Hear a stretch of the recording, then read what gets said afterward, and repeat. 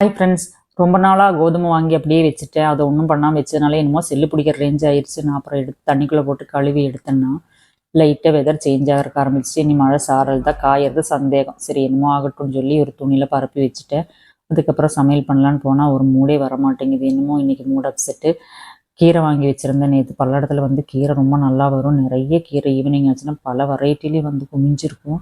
ரொம்ப கம்மி ரேட்டில் வாங்க கிடைக்கும். 10 ரூபா தான் ஒரு கட்டு. சரி கீரை எடுத்து கடையிலன்னு சொல்லி கீரை நல்லா சுத்தம் பண்ணி அலாசி எடுத்துட்டேன். ஒரு சட்டியில் பச்சை மிளகா கீரையும் போட்டு ஒரு 5 நிமிஷம் வேக வச்சு எடுத்துட்டோம்னா உப்பு போட்டு கடைஞ்சி அதுக்கு தாளிப்பு வந்து தேங்காய் எண்ணெயில் கடுகு, வரமிளகா வந்து தட்டின வரமிளகா, 2-3 பல்லு பூண்டு சதைச்சதை போட்டு நல்லா முறித்து எடுத்து போட்டோம்னா நல்லா டேஸ்ட்டாக மணமாக இருக்கும் கீரை வந்து.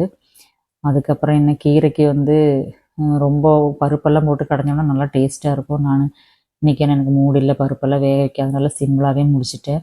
இந்த கீரை கடைஞ்சது வந்து நல்லா சூடு சாப்பாட்டுக்கு போட்டு சாப்பிட்டோம்னா ரொம்ப சூப்பராக மணமாக இருக்கும்.